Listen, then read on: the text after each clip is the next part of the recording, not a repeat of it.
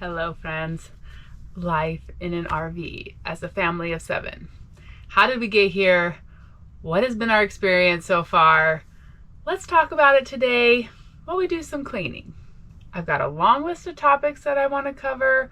We'll see how many we can get through, but let's just talk about how our experience has been. Has it met our expectations? We're going to get into it all. Taking a big RV trip has not always been on our radar. Mark and I have worked for years to good about working hard, saving for our retirement, and in the back of our minds, we wanted to plan for kind of a different lifestyle, but we were never sure what that was going to look like. Fast forward to 2.5 years ago, we got pregnant with twins, and we were so excited for that adventure. Maybe you're finding us in this video for the first time. We unfortunately lost one of our daughters in that pregnancy. She was stillborn. Her name is Maggie or Magnolia. So you might hear references to us talking about Maggie or Magnolias. Losing her was one of the hardest things that we've ever gone through. And after her sister Violet was born and in the NICU, this teeny tiny 3-pound baby, life kind of shifted for us. We realized that time is not guaranteed, that our time with our children is fleeting and so precious, and that maybe sooner rather than later we should take the leap and do something big and try something different for our family. So I think that our daughter Maggie is really the catalyst that started this adventure for us, because she's cheering us on from heaven. Finding out we were pregnant with twins was supposed to be the big adventure, having twins. Once Violet was healthy and growing and our family was healing through the grieving process, we started dreaming of this RV trip.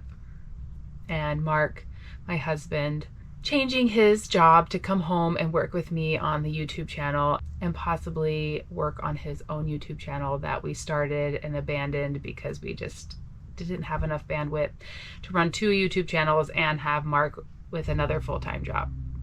So that is how we got on this RV trip. We put our kids in homeschool. That was the first step. And then that freed us up to be able to travel for 4 months here through the spring so that we can get home for summer in Alaska. We love Alaska, and this trip has not changed our love for Alaska, but we've been so happy to have our eyes open to so many different states, cultures, food, landscapes, all the different things. It has been such a joy to get to experience different things. Another reason that we chose to do it by RV is for the slower pace of travel, the ability to be able to explore a little bit more and see places better than if you could see them just on a quick vacation. That being said, we haven't been able to stay places super long because of our time frame. 6 or 7 days has been our max. In some places we only stay overnight, and other places we stay 2 to 3 days, but that is what has worked for us. And one of the things that we have had to come to grips with is that you just have to enjoy the things that you do get to see and not fret over all the things that you miss out on in an area. Because even if you live in a spot, you don't always get to experience all the different things that it has to offer.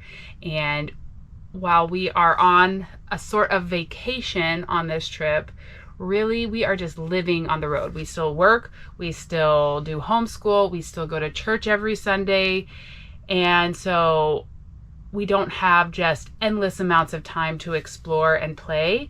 We have to balance out real life activities and the fun exploring activities, which has been a little bit tricky at times to find that balance between, okay, we got to go explore, but we also need to get the things done that are equally as important. So that is something definitely we've had to balance while on this trip. We've been asked several times about homeschool for our kids. We did different programs for each of the kids, but because we are on the road, we chose mostly where the kids are being taught by programs online. Hunter and Bennett are doing BYU independent study for high school and middle school. So they are taking things like chemistry, Spanish, language arts, really hard math, way harder math than I ever took in high school, which is a little bit tricky when I don't understand it. But thank goodness for online tutors and things like ChatGPT where I can put the questions in and then start to understand how to do it. So that is what Hunter and Bennett have been doing, all online through BYU Independent Study. Weston and Everett are doing a program called Time for Learning, where they just go through, they do their subjects of history, math, social studies, language arts, and it's all set up for them they have iPads for it, and it takes them through. Once we got the groove of it, each section has a very repeatable thing where they teach the lesson, then they do a certain type of activity, then they do another type of activity to relearn it, and then they do a quiz about it and a test, and then they move on to the next section, and then they take a unit test at the end of it. There are things that I really love about it. I don't love the kids being on screen so much, but that's just kind of where we are at. We have supplemented Everett's learning with some the good and the beautiful. That way he has some more time with just like paper and pencil. In that one, it's more hands-on for Mark and I. We read through with him and discuss, and then he has a few pages that he does on his own. So that has worked well for us throughout this trip to do homeschooling that way. We do report back to our homeschool in Alaska. We have to submit grades, we have to submit work samples each quarter, and we have a teacher there that we correspond with regularly. But I am their teacher on paper, and then I go over their work with them, and we look through their grades and see if there's anything that they obviously didn't understand because they didn't score well, and then we redo it together and things like that. So it's worked out well. We do not have a set schedule for homeschool because travel days, pretty much very little gets done unless we get in early and then the boys can do some school at night. We just try and have adventure days and then have days where we focus mostly on homeschool, and then we have hybrid days where we'll go out all morning and do schoolwork in the afternoon, or we go out and do schoolwork all morning and then we'll plan an adventure in the afternoon. It's been very flexible. It was much more structured at home. We would have kind of a routine and a schedule, but that has not happened on the road because of the rate that we've been moving, and it's worked out. The kids are finishing up their schoolwork and getting through their different assignments, and they're learning a lot. We also do a lot of audiobooks on travel days, have a lot of discussions, and then we've been watching movies that go along with the audiobooks we've been reading or are on a similar subject. So I feel like between the online schooling, the audiobooks we've been listening to, and the real world education that they've got by visiting different sites and things, it has been tremendous. We are still trying to decide what we will do when we are back next year at home with the kids, if they're going to homeschool, or if they're going to go back to traditional school. We are taking a lot of things into consideration, what the kids want, what we actually have capacity for as parents and business owners, and what we want our family life to look like moving ahead. We have really enjoyed the freedom of this time on the road, but we also like the structure of school and school sports and things like that. Our kids still can participate in school sports through our homeschool program that we chose. So we will see where that takes us. We are not certain on anything at this point. We just need to get home, get into summer groove, and kind of reassess what life looks like, because Mark is now home with the family and will continue to be for the foreseeable future. And so things will look really different, and we didn't really get much time to experience what that was like at home because Mark finished his last week of work, and then he had 1 week to get prepared for his road trip, and then he hit the road with my dad for 2 weeks. So we've spent very little time at home with this new arrangement that we have, and so we'll see what it turns out when we get home. It's been great on the road because there's so much work that has to be done with the RV. That has taken a lot of Mark's time to get all those projects done, to make sure things are running smoothly on travel days, planning out routes, planning out adventures, things like that. Between that and the work that he's still doing in Alaska for certain things and the work he does for our business, our plates have been full. So it will be interesting to see what kind of routine we fall into when we get home in Alaska. Thank you to Graza for sponsoring today's video. You know that we love Graza olive oils. And now they make mayonnaise.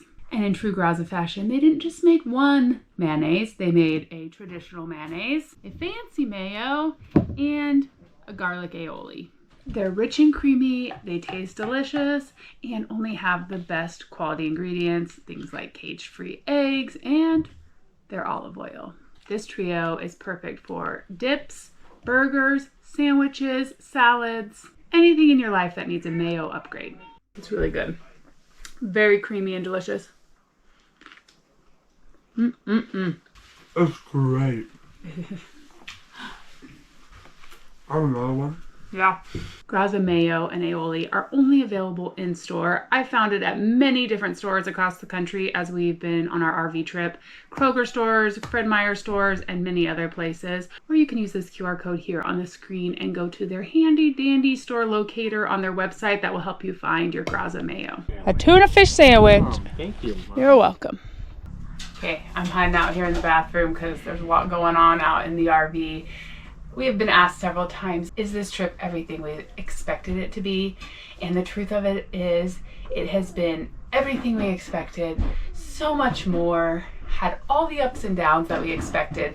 We were not naive and thought that everything would go smoothly. Some things have been harder than we expected, some things have been way easier than we expected, and some things have just been way more fun and awesome than we could have ever imagined.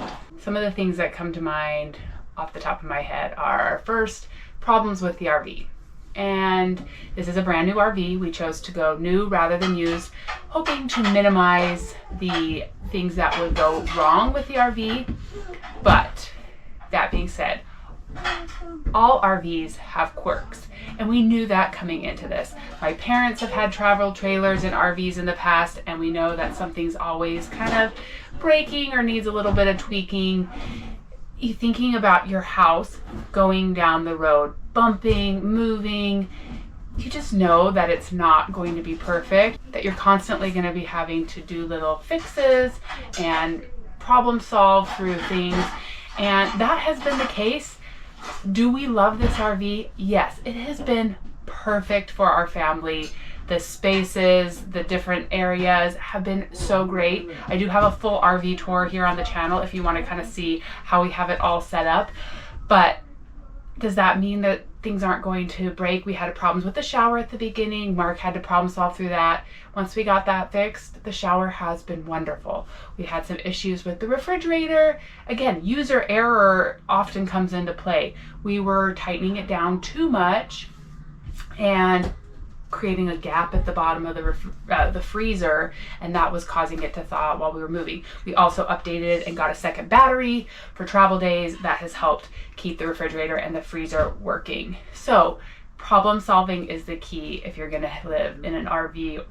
Really, that's the truth of life at home too. There's always a project that needs to be done, I feel like. So it's just kind of amplified being on the road and being in an RV because you're in such a tight space and you got to fix things, figure it out because you're constantly on the move. Now that we are in this RV life, my feed is full of RV videos because I watched the RV videos in preparation for this trip.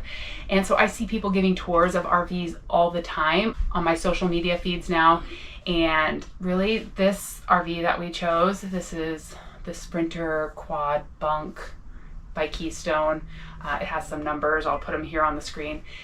Really has been amazing for our family.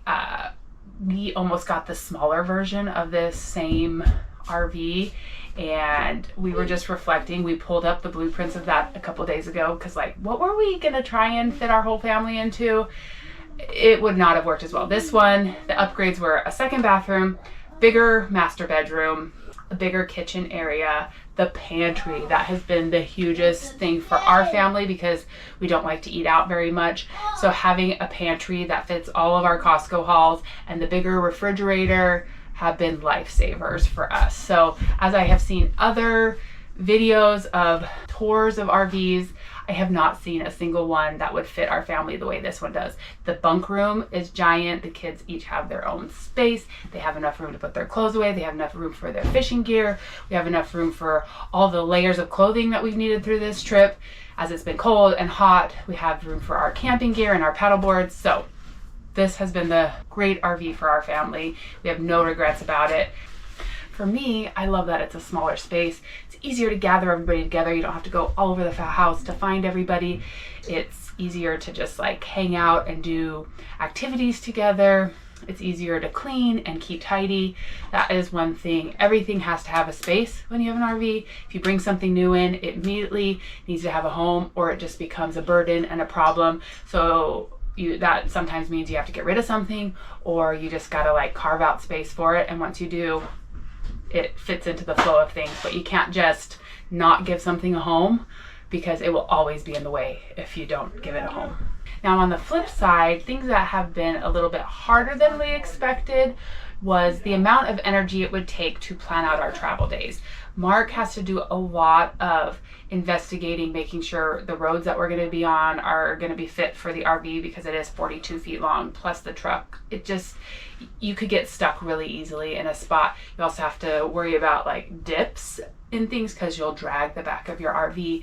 You need to be able to get gas in a spot where you can pull in and turn around. That takes a lot of Mark's energy leading up to travel days to get that all planned out and get it into Google Maps, and then he sends it to me so that we're on the same page. That's a little bit exhausting, but it's part of the journey. So I think it just takes a little bit more energy than we thought it would. And that's on top of planning out the things that you're going to do once you get to the different areas. And like I said, we have to balance it out with planning some rest days, work days, school days, all of those things. So it's tempting to want to do all the things, but you kind of have to scale it back and be more realistic about what you can do in each spot. Speaking of Google Maps and travel days, anything that Google tells you on these long travel days, you need to add at least 2 to 3 hours onto that time for what it's going to actually take between gassing up, stopping for lunch, bathroom breaks, all of those things, especially traveling with a big family.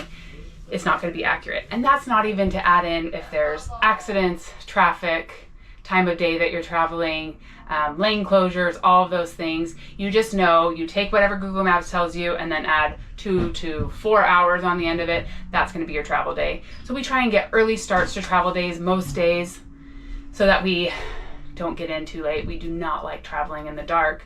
We do not like getting into camp in the dark.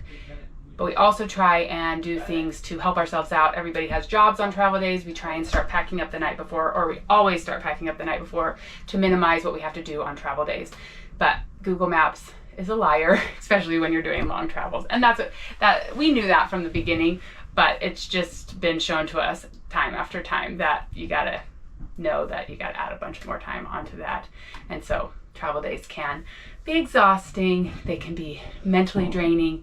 They can be really fun. I love travel days for the fact that you get to see these beautiful landscapes and cover great distances, but they are exhausting, even if they have some enjoyable parts to them. Audiobooks, talking with the kids, sharing experiences, being in a space and talking. Those things are fun, but in the end, travel days do kind of drain you, and you need a little bit of time to recover after them, no matter what. When we talk about life in an RV, we cannot talk about it without talking about water. I did not realize before this trip how much I would think about water. Now, we have situations where we have great water available all the time. You can hook up to water at your campsite, and the water that comes out of the sink is great. And then, so you can drink it, and then all those things. But you have other situations where the water doesn't taste good, or you can't hook up to water. You have to fill up water before you reach your campsite. You have to figure out all those things. So I didn't realize that water would be something that we thought about so much. The other things that we have to think about water is washing dishes. Our gray tank for our sink is only big enough to do 1 load of dishes, maybe 1.5. So if you're somewhere you can't dump, that gets tricky. I did not expect to not be able to wash our dishes. It's not always a problem. If we're at a campsite that we are hooked up to dumping, it's fine. But when we are at places where we can't dump, that gets tricky after you do one load of dishes, especially if you're there for several days. So we have done some things like dumping it into a bin and then finding a place where we can go dump it, because it's pretty clean water at that point. You're just washing dishes. Anyways, other issues with water pressure. Sometimes when you hook up to something, we always put a water pressure regulator on, but you never know if there's going to be enough water pressure, and sometimes that pump won't turn on, so it like makes it hard. It won't heat up the water. So we're just always thinking about water. We have found some good solutions for drinking water. We fill up a 5-gallon jug, and then we have that with us at all times. We actually have two, a 7-gallon and a 5-gallon with us at all times, in case there's no drinking water that's good, or no drinking water at all, that we always have some with us. When we are hooked up, it's great. We can wash dishes. We can take as many showers as we want. If we are at somewhere where we just had to fill up the tank, we do have a very large water tank that we can fill up before we get to a location. Now, it's just, is that water drinkable or not? It's always drinkable, but we're kind of picky about how water tastes. If it doesn't taste good, everybody finds that they're not drinking enough. So we like to have good water in our water jugs, but we do always fill up the big tank when we come and we are what they call boondocking, or we're at a campsite where you don't have water. And thankfully it's enough to wash your hands, take what we call submarine showers, where you just like do it really quickly. So we've never felt like we were without water completely. I just didn't realize how much you would have to think about water. And one thing that I do absolutely love is taking a shower in here. I don't know, something about having your shower and a comfortable bed. I just love it. I love having it along. I love being able to use it. I love RV showers. So I don't know, it's just got a skylight in there, so it's so bright, and I don't know, it just feels good to get clean. And yeah, so water is something that we're constantly thinking about. The next thing that I didn't quite realize before we came on our RV trip was campsites and how different they would be. Now, we stay at a variety of different types of campgrounds, RV resorts, boondocking. Let me break down a little bit of what we've experienced. We have experienced high level RV resorts where they have all the amenities, washers, pools, pickleball courts, all those things. You can get community instantly. A lot of people, like in Florida, go to those RV parks and they stay for the whole spring, and they make friends and that become like family, and they have parties and they do bingo and all that stuff. That was very new to me. I'm not used to that type of camping. Now, I saw that more in Florida than anywhere else. Everywhere else has been more just your typical campsite. They might have one or two different activities going on. So you just kind of have to figure out which ones you like. We've liked all of them for different reasons. Those ones where it's community, you're often tucked really closely in together. There's not a lot of extra empty space. So on the other end of the spectrum, you have state campgrounds, and those typically just have bathrooms and maybe showers. Often they have water and electric. Sometimes they don't even have that.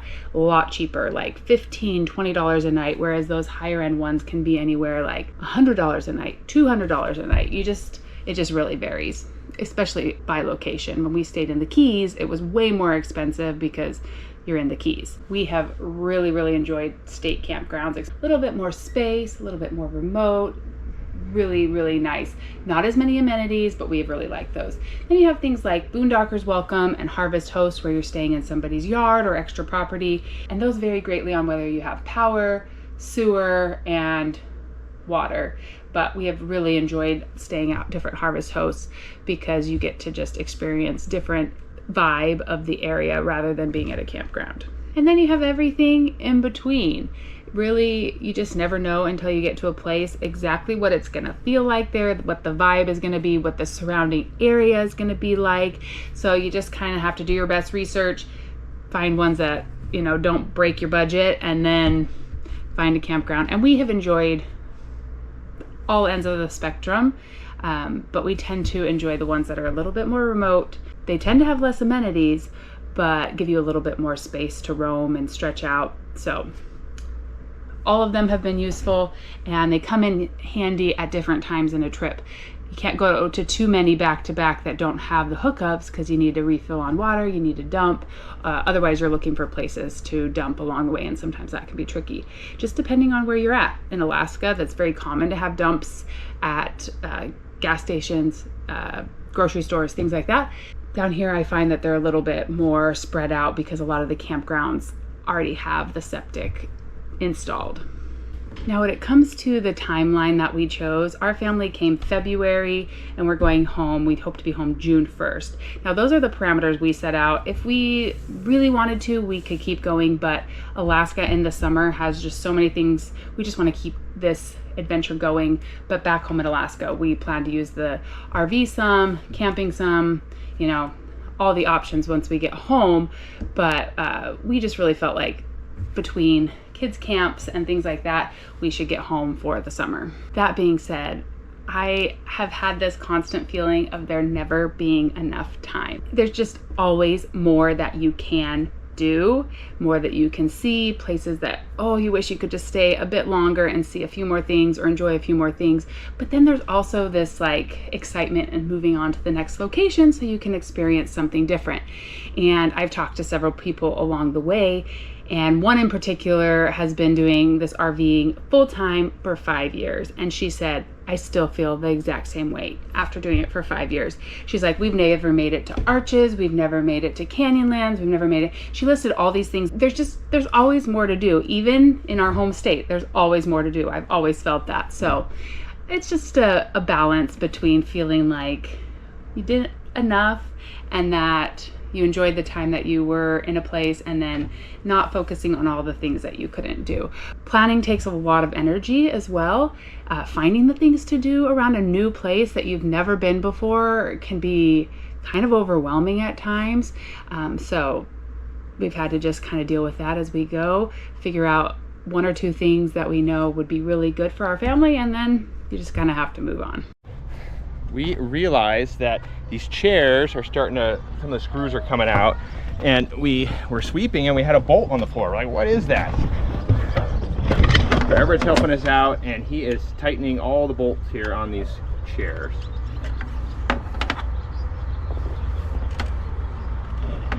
Is that one loose?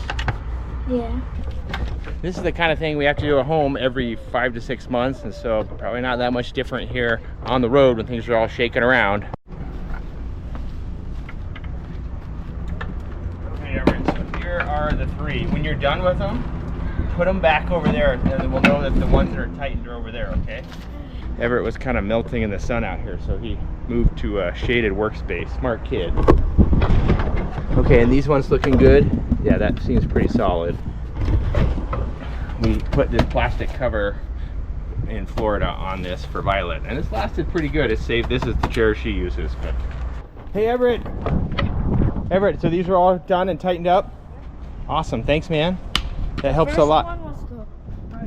Yeah, well, sometimes you need one like that. Hey, let's put the tool away. All right, we've moved into the boys' room. We're gonna get this cleaned up while we talk some more. Since we're in the boys' room, let's talk about how the kids are doing on this trip. They have a range of emotions. They have loved everything. They have loved all the different trips. They've been really good sports about travel days. Some travel days end up being better than others. You know, we get into a really good audiobook. We have good snacks. Others tend to feel like a little bit of a slog getting from one destination to the other for various different reasons. But overall, the kids have done really well. They found their little groove on certain things.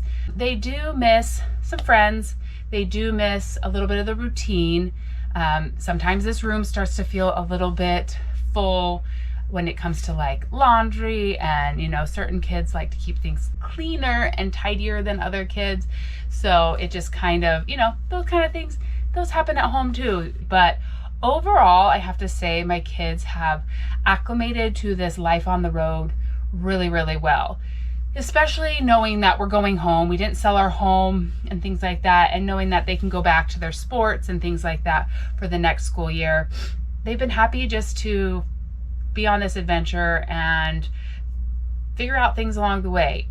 I mentioned this earlier, there's not a ton of structure because we don't stay places the same amount of time.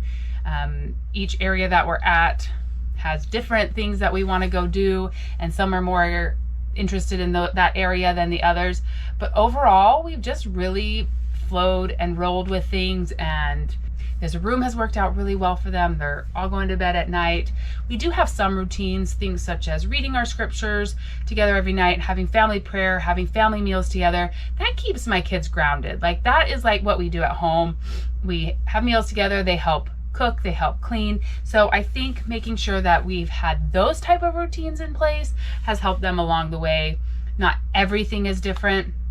So thankfully, this RV is big enough that Violet can be asleep in the front with the sound machine or the air conditioning on, and we can still go on with life in the rest of the RV and not have to go to bed the exact same time that Violet goes to bed. That was one thing we kind of worried about. So we all kind of can still have our different evening routines, watching a movie or a show or things like that. But we have done certain things to keep us grounded, and I think a balance of those has kept everybody pretty happy. We've talked about like going on future trips. Some kids are like, nope, I'd rather stay home. Others say that they'd be all for it. So we'll see what the future holds. We talk to our kids about things. We don't make decisions like blanket, that they don't have a say in things.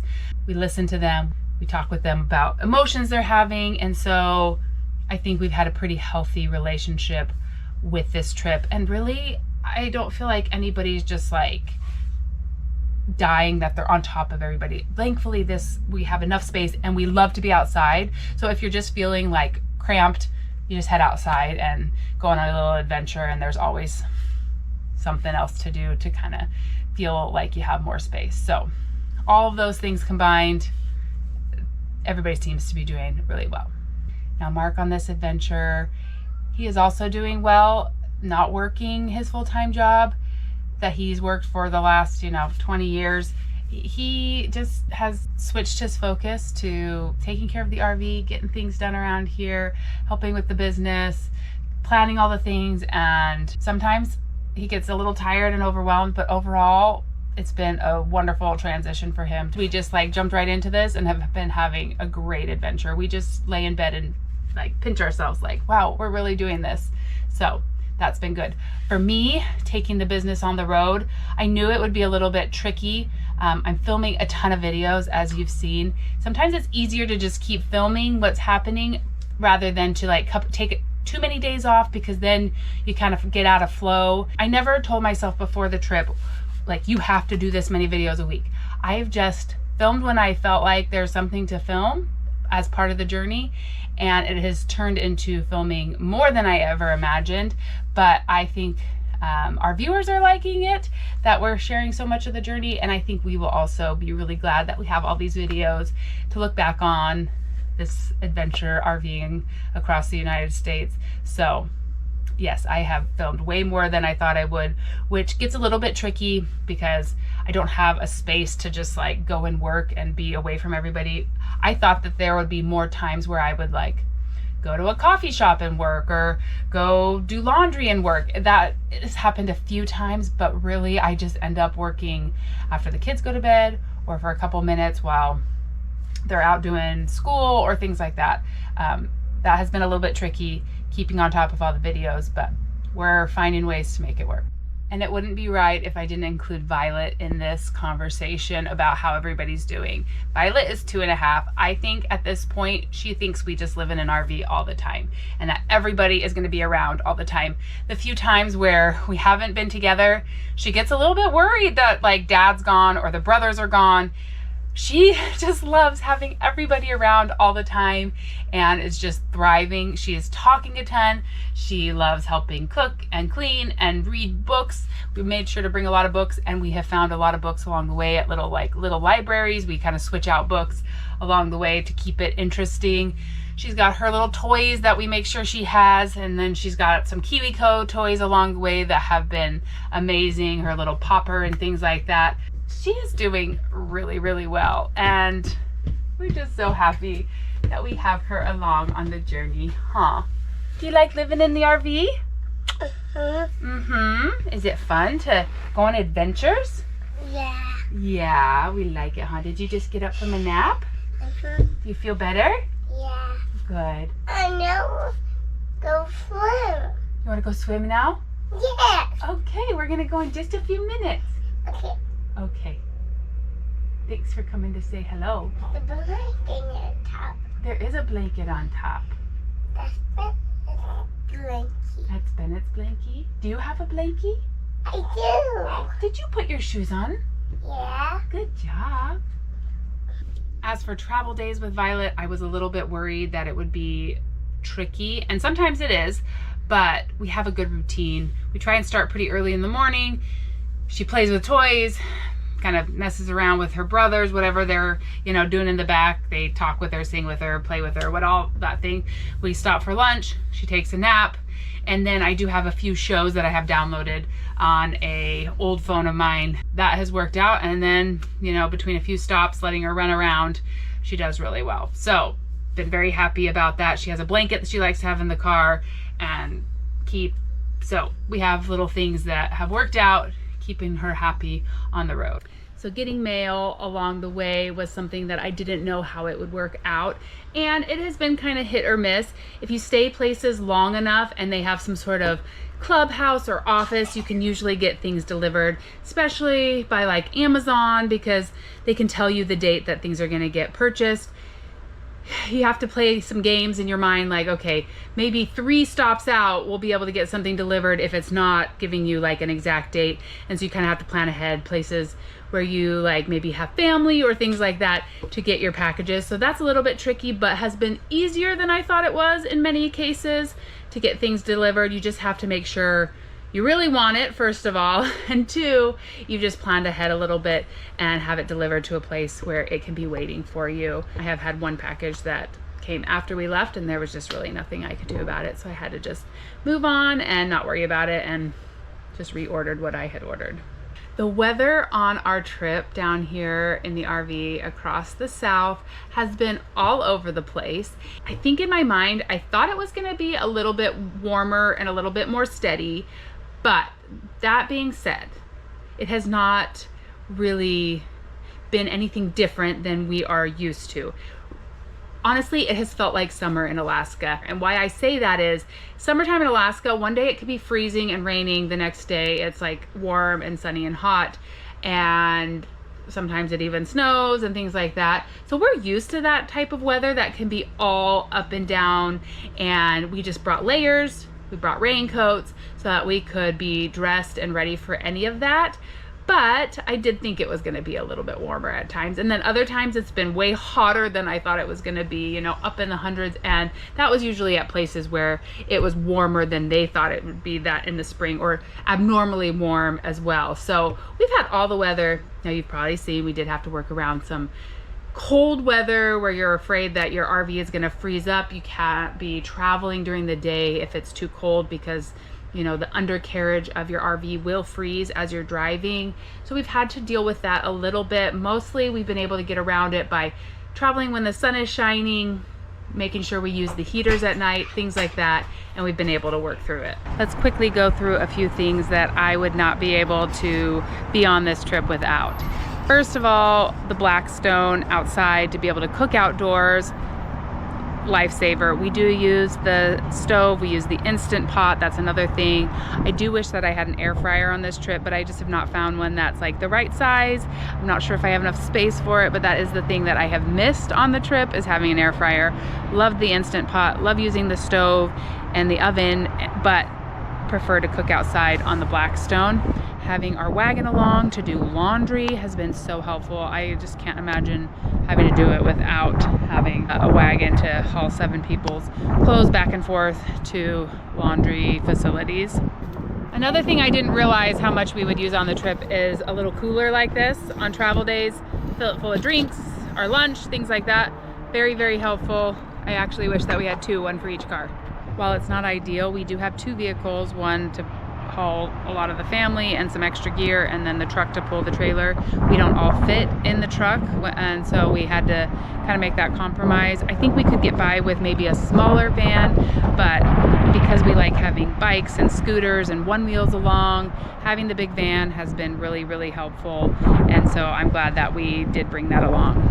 We could not be doing this trip without a Starlink for internet for the kids' homeschool and our business, our YouTube channel. So having the Starlink, we have the bigger one that allows multiple people to be on it, has been excellent. It has worked great.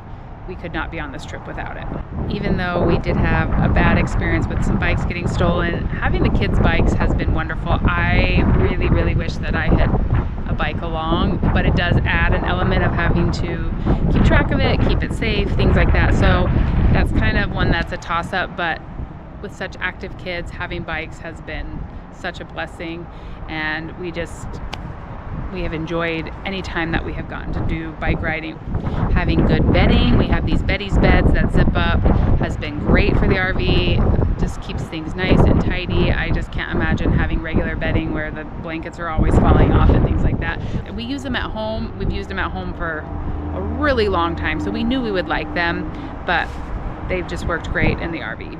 One thing that I have not used on the trip that I was hoping that I would have a better routine with is my weights. We have some hand weights that we have under our bed. I have not used them a single time.